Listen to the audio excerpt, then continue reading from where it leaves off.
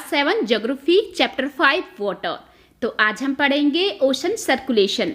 तो क्या आपको पता है कि वर्ल्ड में 22 मार्च को वर्ल्ड वाटर डे मनाया जाता है। तो आखिर इसको मनाने की क्या ज़रूरत है? तो उसका रीज़न ये है कि आज वर्ल्ड में अनेकों ऐसे देश हैं या फिर क्षेत्र हैं जो कि पानी की कमी से सीरियसली जूझ रहे हैं। तो इसलिए आज हमें पानी को बचाने की बहुत ज़्यादा ज़रूरत है। तो इसीलिए लोग उस दिन मिल करके आपस में अपने विचार आइडियाज़ को शेयर करते हैं, जिससे कि अनेकों तरीके निकल सकें कि पानी को किस तरीके से कंजर्व कर सकें, जिससे कि हमें फ्यूचर में कोई भी प्रॉब्लम ना हो। और जो लोग इसको फेस कर रहे हैं तो वो किस तरीके से अपनी पानी की नीड को पूरा कर सकें। तो हमें भी इसमें अवश्य भाग लेना चाहिए। तो हो सकता है कि हमारे मन में भी कोई ना कोई ऐसा आइडिया ज़रूर होगा जिस पर कि लोग अमल कर सकें। तो हमारा भी पानी को बचाने में एक इम्पॉर्टेंट रोल हो सकता है। तो अब हम चलते हैं सी बीच की तरफ। तो वहाँ पे नंगे पाँव चलना कितना ज़्यादा अच्छा लगता है ना। हमारे पाँव के नीचे जब गीली रेत होती है और समुद्र से जब ठंडी ठंडी हवाएं हमें छूती हैं तो हमें बहुत ज़्यादा अच्छा लगता है। और वहाँ पर जो सी बर्ड्स उड़ रही होती हैं और जो वेव्स जो ऊपर नीचे चल रही होती हैं, आगे उनका म्यूजिक ऐसा लगता है कि बस देखते जाओ, सब कुछ बहुत ज़्यादा अच्छा लगता है। और जो स्पेशली जो सी की जो सौंधी सी नमकीन सी खुशबू होती है वहाँ के पानी में, तो बस पूछो ही मत। तो क्या आपने कभी ध्यान दिया है कि जो पोखर और तालाबों का पानी होता है वो कितना शांत सा ठहरा सा होता है, लेकिन समुद्र का पानी लगातार मूवमेंट करता रहता है, वो कभी भी शांत नहीं रहता। तो जो ये समुद्र में जो मूवमेंट होती है ना पानी में, तो वो 3 तरीके की होती हैं, वेव्स, टाइड्स एंड करंट्स। तो अब हम पढ़ते हैं वेव्स। तो आपने अक्सर देखा होगा कि जब हम बीच में बॉल से खेल रहे होते हैं ना, तो बॉल जो है गिर करके पानी में चली जाती है। स्टार्टिंग में तो हम लोगों को ऐसा लगता था कि बॉल तो बस गई, लेकिन थोड़ी देर बाद क्या होता है कि बॉल जो है पानी छटक करके हम तक पहुंचाई देती हैं। तो है ना कितना मज़ेदार। तो आखिर ये क्यों होता है? क्योंकि पानी में जो है ना तरंगें चला करती हैं, जिन्हें कि वेव्स बोला जाता है। तो वो आखिर क्यों होती हैं? तो ये तरंगें यानी कि वेव्स हम उसको कह सकते हैं कि समुद्र की सतह पर जो पानी होता है ना, वो ऊपर उठता है, नीचे गिरता है, फिर से ऊपर उठता है, फिर से नीचे गिरता है और आगे भी बढ़ता जाता है। तो उसी को ही हम बोलते हैं वेव्स। ठीक है, तो वेव्स एक बार फिर से बोलते हैं कि समुद्र की सतह पर पानी ऊपर उठता है, नीचे बैठ जाता है, राइज एंड फॉल्स, वो लगातार ऐसा होता रहता है। तो उसी को ही हम वेव्स बोलते हैं, जिन्हें कि हम तरंगें बोलते हैं। तो आखिर ये वेव्स बनती क्यों हैं? क्यों ये इस तरीके से ऊपर नीचे और आगे की तरफ मूव करती हैं? तो हमें सबसे पहले एक बात हमारे दिमाग में बहुत अच्छे से बिठा लेनी है कि इस दुनिया में जिस भी चीज़ में मूवमेंट होती है ना, तो वो सिर्फ और सिर्फ होती है एयर के कारण, विंड के कारण। विंड जो है हर एक चीज़ पर एक फोर्स क्रिएट करती हैं, उसी फोर्स से वो चीज़ें आगे मूव होती हैं, आगे खिसकती हैं। तो यहाँ पर जो है ना पानी के साथ भी ऐसा होता है। तो ये पानी को जो सरफेस पे विंड के कारण जब ये पानी आगे मूव होता है ना, तो ये ऊपर नीचे इस तरीके की वेव्स बनती हैं। ठीक है, जिन्हें कि हम तरंगे बोलते हैं। तो ये होता है सिर्फ और सिर्फ विंड के कारण। तो विंड जो है जैसे जैसे हाई स्पीड पे चलती जाएगी, जितनी देर ये चलती जाएगी या फिर जितनी दूरी से ये आती जाएगी ना, उन सब का असर जो है इन वेव्स पर पड़ता है।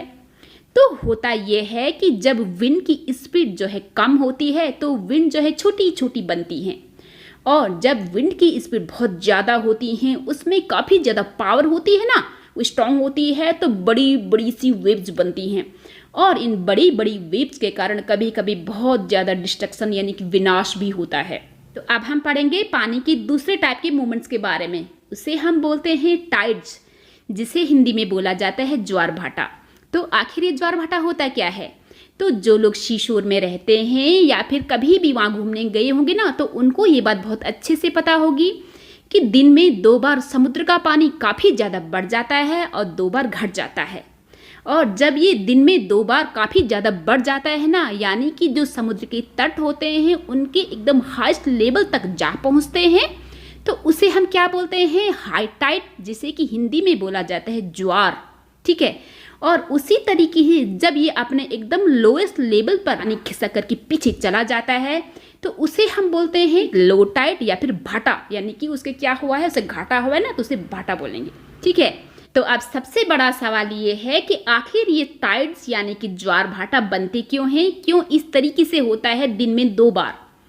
तो ये होता है हमारी अर्थ पर लगने वाले जो सन से और मून से उनका जो ग्रेविटेशनल पुल होता है, ग्रेविटेशनल फोर्स होता है ना, जो उसे अपनी तरफ खींचती है, तो उसकी वजह से तो वो जो है हमारी पूरी अर्थ को तो अपनी तरफ खींच नहीं पाएगी, तो इसलिए उसके सरफेस में जो पानी होता है ना, तो वो उधर की तरफ टिल्ट हो जाता है, उधर की तरफ वो बह जाता है।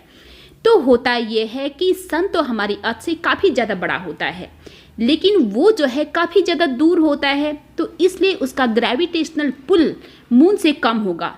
जबकि हम जानते हैं कि जो मून है हमारी अर्थ से छोटा है, लेकिन वो काफ़ी ज़्यादा नियर है, तो उसके नज़दीक होने की वजह से सन से उसका ग्रेविटेशनल फोर्स काफ़ी ज़्यादा बड़ा होगा।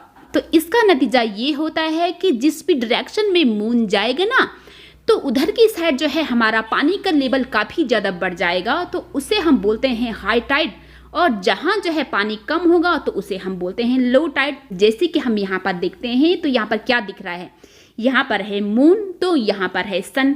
तो यहाँ पर देखा ना कि पानी यहाँ पर थोड़ा ज़्यादा लग रहा है, इधर जो है कम लग रहा है। तो इधर क्या है, यानी कि पोल्स की साइड है हमारा हाई टाइड, और जो है इधर की साइड इक्वेटर के नियर, तो यहाँ पर है लो टाइड।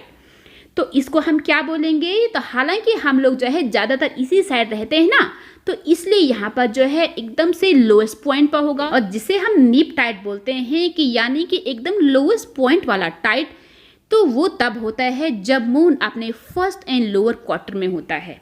तो अब है इन तीनों की दूसरी पोजीशन। तो इसमें तो ये है मून, जिसे कि हम बोलते हैं पूर्णिमा। तो यहाँ पर जो है मून और सन का दोनों का जो ग्रेविटेशनल पुल है वो एक ही डायरेक्शन में है, तो यहाँ पर जो है पानी का खिंचाव काफ़ी ज़्यादा बढ़ गया है, यहाँ पर भी, यहाँ पर भी। तो इससे हम बोलते हैं जो सबसे हाईएस्ट वाला जो टाइड होता है ना, वो उसे हम बोलते हैं स्प्रिंग टाइड। तो अब है इन तीनों की थर्ड पोजीशन। तो यहाँ पर है अमावस, यानी कि सन एंड मून के बीच में हमारी अर्थ आ गई है। तो हमारी अर्थ पर दोनों साइड से, यानी कि इधर से लगेगा सन का पुल और इधर से लगेगा मून का ग्रेविटेशनल पुल, तो पानी का जो लेवल होगा वो दोनों साइड से बढ़ेगा, इधर से भी और इधर से भी। तो यहाँ पर भी पानी का लेवल जो है ना अपने हाईएस्ट लेवल पर जहाँ पहुँचेगा, तो इसको भी हम बोलते हैं स्प्रिंग टाइड, यानी कि वो टाइड जो कि अपने हाईएस्ट लेवल पर जा पहुँचता है। तो इन टाइड्स के क्या फ़ायदे होते हैं ये तो आप लोग बहुत अच्छे से जान ही चुके हैं। जैसे कि जब हाई टाइड होता है तो सारे के सारे शिप्स अपने हार्बर तक आसानी से पहुँच पाते हैं। हार्बर बोला जाता है बंदरगाह को, जहाँ पर कि वो शेल्टर लेती हैं। और दूसरा, इनके साथ काफ़ी ज़्यादा मछलियाँ भी आती हैं, जो कि फिशिंग में मछुआरों को काफ़ी ज़्यादा फ़ायदा मिल जाता है। और तीसरा फ़ायदा ये है कि इन टाइड के राइज एंड फॉल से वहाँ पर लोग इलेक्ट्रिसिटी भी जनरेट करते हैं। और चौथा फ़ायदा ये है कि जब लो टाइड होता है ना, तो हमारी बीचेज बनते हैं, उन बीचेज पे जो है ना हम लोग धूप सेकते हैं, काफ़ी ज़्यादा इंजॉय करते हैं। तो अब हम पढ़ेंगे ओशन वाटर का थर्ड वाला मूवमेंट, उसे हम बोलते हैं ओशन करेंट्स, जिसे कि हम बोलते हैं हिंदी में धाराएँ, है ना, कितना प्यारा सा नाम। तो ये धाराएं, ये करंट्स होते क्या हैं, तो धारा का मतलब ही होता है कि धारा में बहना, यानी कि पर्टिकुलर डायरेक्शन में बहना। तो जैसे कि आप लोगों ने देखा ही होगा कि नदियाँ कौन सी डायरेक्शन में बहती हैं, तो यह बहती हैं हमेशा हायर लैंड से लोअर लैंड की तरफ। तो उस तरीके से जो है ओशन करेंट्स भी होती हैं, उनकी भी एक पर्टिकुलर डायरेक्शन होती हैं। तो इससे जो है जिस तरीके से हमारी नाव नदी के विपरीत नहीं जा सकती, तो उसी तरीके से जो ये नाविक होते हैं, पहले जो लोग यात्राएं करते थे शिप से, तो वो जो है उसी डायरेक्शन में जाते थे जिस भी डायरेक्शन में करंट बहा करती थी। तो होता ये है कि ये ओशन करेंट्स भी गर्म एंड ठंडी हो सकती हैं। तो जब भी ये करेंट्स इक्वेटर के नियर से ओरिजिन होगी और ये बहेंगी पोल्स की साइड, तो ये जो है अपने साथ गरम गरम करेंट्स भी ले जाएंगी।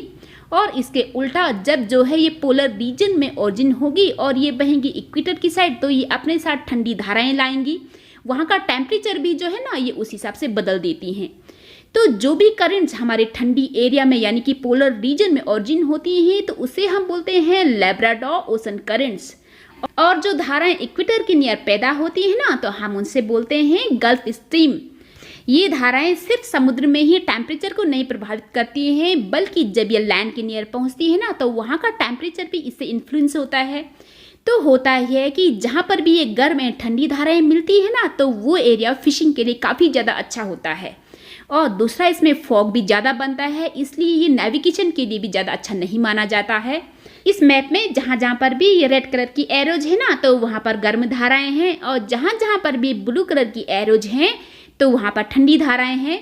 और कुछ ऐसे एरिया हैं जहाँ पर कि गर्म धाराएं और ठंडी धाराएं मिल जाती हैं, जैसे कि यहाँ पर ये एरिया है जापान का। और दूसरा एरिया कौन सा है, तो वो यहाँ पर है। यहाँ पर से तो बह रही हैं गर्म धाराएं और यहाँ पर से आ रही हैं ठंडी धाराएं। तो ये एरिया है नॉर्थ अमेरिका का ईस्ट वाला पार्ट।